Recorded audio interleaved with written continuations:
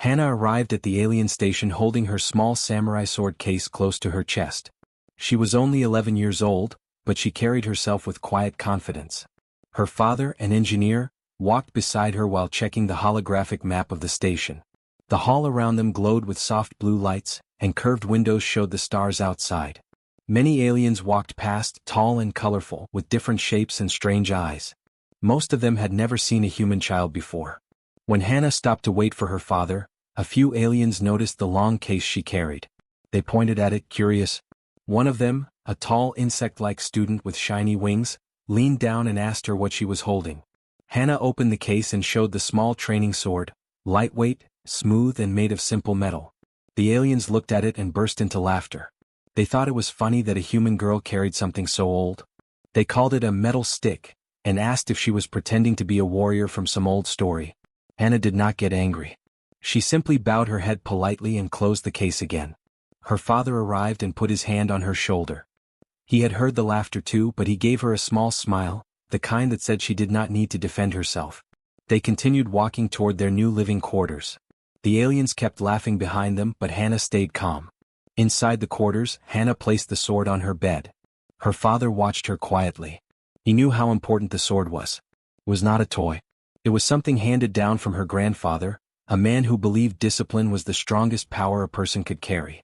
Hannah sat down and touched the smooth metal with gentle fingers. Her father said, "People laugh at things they don't understand." Hannah nodded. She already knew. She had seen this before on other stations. Aliens loved new technology, energy weapons, force shields, drones. They could not understand why someone would train with something so simple, something that needed skill, patience, and control. But Hannah did not carry the sword to impress anyone. She carried it because it reminded her of home. Later that day, after they settled in, Hannah walked to an empty hall she had found while exploring. It was quiet and wide, perfect for practicing. She placed the training sword on the ground, bowed to it, and picked it up with care. The moment she held it, her breathing slowed. Her body relaxed. Her focus sharpened. Everything became calm. She began her practice. Step forward. Step back. Move right. Move left. She repeated the motions her grandfather had taught her. Her small feet slid smoothly across the floor. The sword glided through the air in clean arcs, never swinging wildly, always controlled.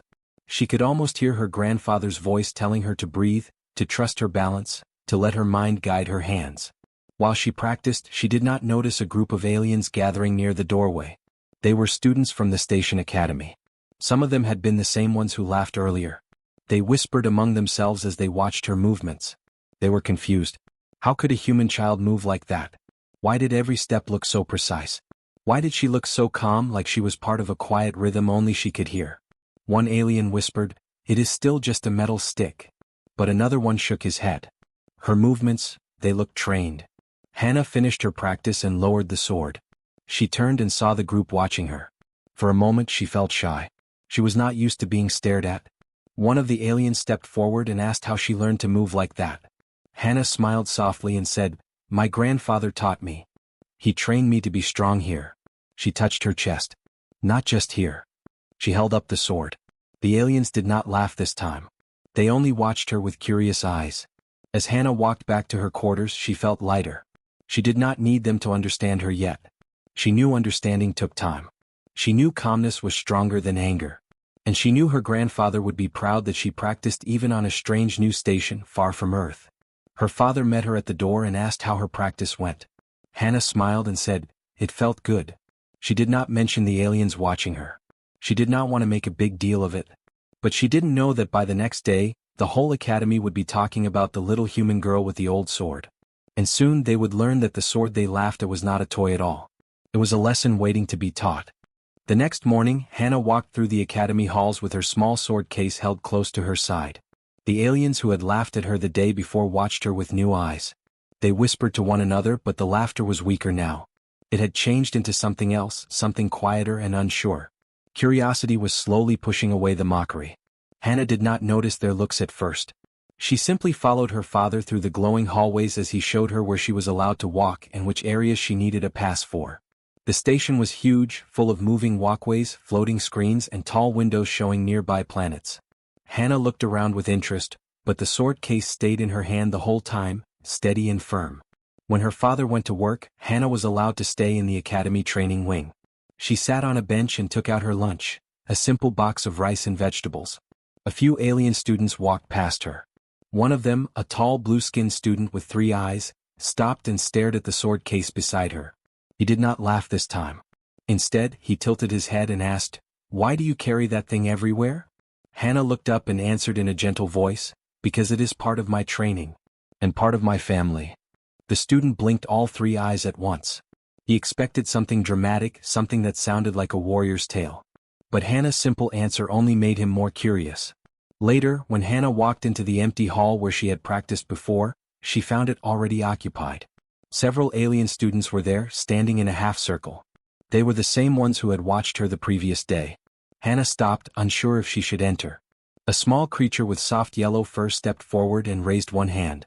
"We want to see it," he said. "The sword." Hannah hesitated. She remembered her grandfather's words, "Respect the sword. Never show it for pride. Show it only with calmness." She slowly opened the case and lifted the training sword.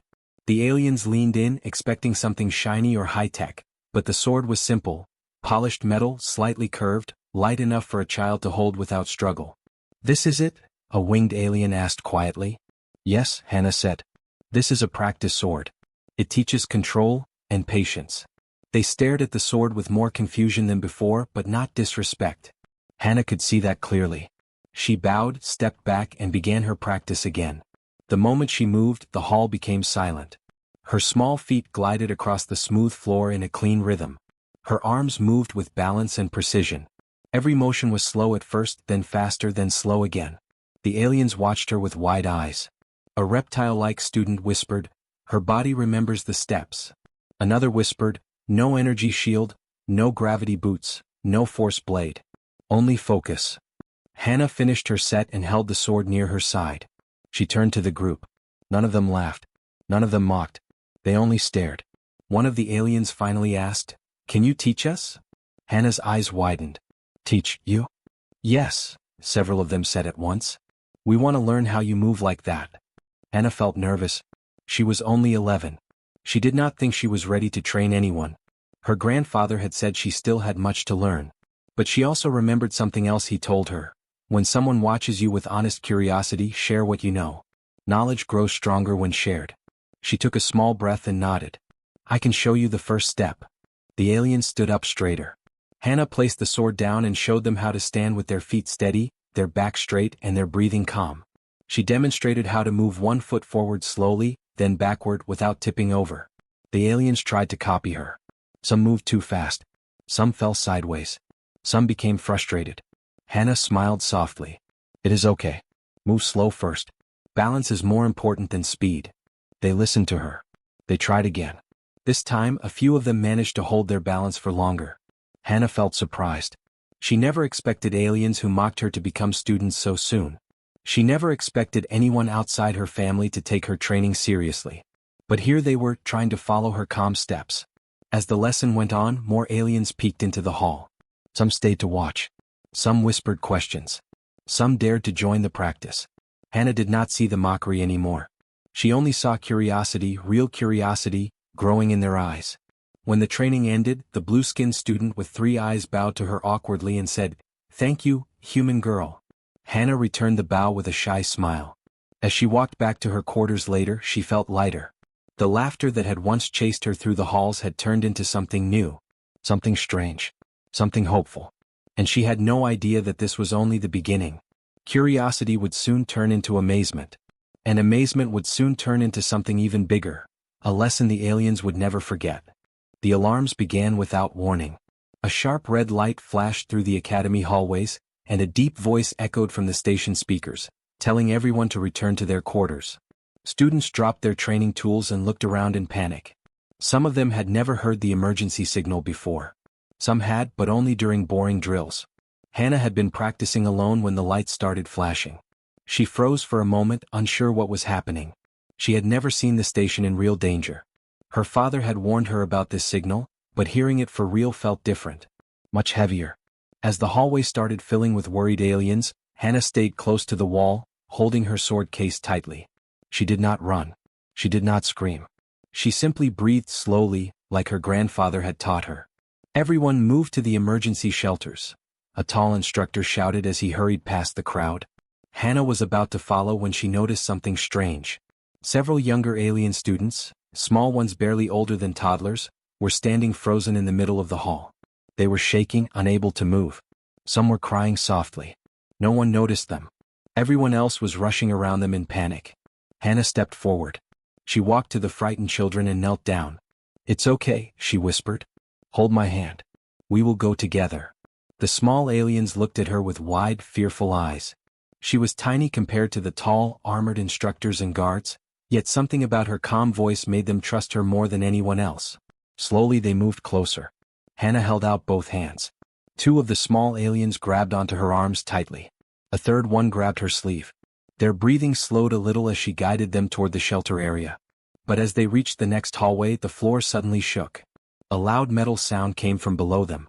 The children cried out and clung to Hannah tightly. A new warning echoed from the speakers. "Pressure breach detected in Sector 7. All units avoid the area." Hannah felt her heart jump. Sector 7 was the hall just ahead of them. The wide sliding doors at the end were stuck halfway open, and cold air was rushing out through the gap, pulling loose papers and dust toward it. If the breach grew bigger, the hallway would become dangerous. The small aliens trembled. They could not cross that hall safely. Hannah looked around. She saw two things at once. A service tunnel door partly open on the left wall, and a heavy supply crate nearby, big enough to block some of the airflow. She put the sword case on her back, grabbed the crate with both hands and pushed with all her strength. Her feet slipped at first. She was small. The crate was heavy. But she kept pushing inch by inch until it reached the door gap. The airflow weakened. Not fully, but enough for the little ones to pass safely.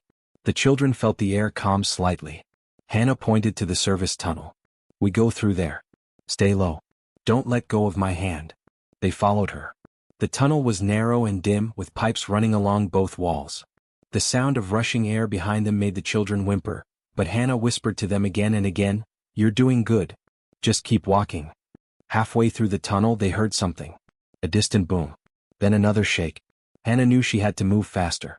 She helped the kids crawl through the last part of the tunnel until they reached the shelter doors. Several instructors and guards were already there, trying to organize panicked students. When they saw Hannah crawling out of the tunnel with three tiny aliens clinging to her, they stared in shock. One instructor rushed forward. "How did you get them out of Sector 7? We couldn't reach it." Hannah bowed her head slightly, still breathing hard. "The hallway was too dangerous, so we took the tunnel." The instructor blinked. "You led them? Alone?" The children nodded and pointed at Hannah. One of them hugged her arm and said in a trembling voice, "She saved us." The instructor looked stunned, then impressed, then almost proud. "Good work," he said softly. "Very good work." Hannah didn't know what to say. She just stood there quietly, holding the little ones until the guards took them to the safe room. More students arrived, whispering about the emergency. Some recognized Hannah and stared at her with wide eyes. Yesterday she was the girl with the strange sword. Today she had guided three young aliens through a dangerous part of the station while staying calm the entire time. When her father finally found her, he scooped her into a tight hug. "I heard what you did," he whispered. "I'm proud of you." Hannah looked up at him, her face calm but her hands slightly shaking now that the danger had passed. "The kids needed help," she said. "So I helped." Her father smiled softly. "That's what humans do." But Hannah did not notice the small group of alien instructors watching her from across the room. They whispered to each other quietly, studying the human girl with a sword case on her back. For the first time they didn't look amused. They looked curious, maybe even respectful. The emergency might have shaken the whole station, but it also revealed something none of them expected. A human girl with unusual courage and calmness. And this was only the start of what she would show them. The station was finally calm after the dangerous power failure, but everyone still felt a strange tension in the air. The aliens who had laughed at Hannah before now moved aside when she walked through the halls. They did not speak, but they watched her with new eyes.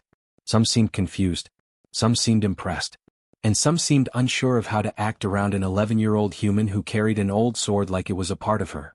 Hannah did not think about any of that. She only cared about finding the alien engineer she had helped, Rill. She wanted to know if he was safe. She wanted to know if he remembered how she had cut through the jammed panel to free him during the emergency. She hoped he did not feel scared of her now. She never wanted to frighten anyone, When she reached the repair bay, she found Rill sitting on a hover crate, carefully rubbing his injured arm. His sharp green eyes lifted the moment she stepped in. For a second he froze. Then he gave a small smile, shy but real. "You saved me," he said softly. "I did not expect that." Hannah shrugged. "You were stuck. I had a sword." It made sense. Rill shook his head slowly, still amazed. "Your sword, it is old. It is made of metal, not plasma. It should not have worked. But you made it work." Hannah did not know how to explain it. Her grandfather had taught her that the sword was not just a tool. It carried history. It carried discipline. It carried the spirit of those who used it with honor. She just said, "You don't need something new to help someone." Rill stared at her for a long moment. Then he bowed his head. She did not expect this. No one had ever bowed to her before. "Thank you," he said. "Truly." Hannah smiled, embarrassed, and hurried out of the repair bay before he could say anything else. The next day, the station commander called her to the central hall. The aliens gathered in a huge circle. Hannah felt very small in the middle of them, holding her wooden-mounted sword against her side. She did not know why she had been called. She did not like being the center of attention. Commander Theros, a tall blue-skinned alien with silver armor, stepped forward. When he spoke, his voice echoed through the hall. "Human child," he said, "we once laughed at your ancient weapon. We thought it weak. We thought it had no place among us." Hannah nodded slightly, unsure where this was going. "But yesterday," Theros continued, "you used that same weapon to save one of our own. When the door jammed and the electrical system surged, you acted without fear. Without hesitation. You did what even our advanced tools could not do." The crowd murmured in agreement. Hannah felt her cheeks heat up. She wished she could disappear behind her sleeve. Theros raised his hand and the hall fell silent. "Respect is earned," he said. "And you, Hannah of Earth, have earned ours." Several aliens stepped forward. One of them placed a small glowing badge in her hands. "This marks you as a friend of the station," the alien explained. "It is a title rarely given and only to those who show great courage." Hannah stared at the glowing badge. Her hands shook a little. She had never received something like this before.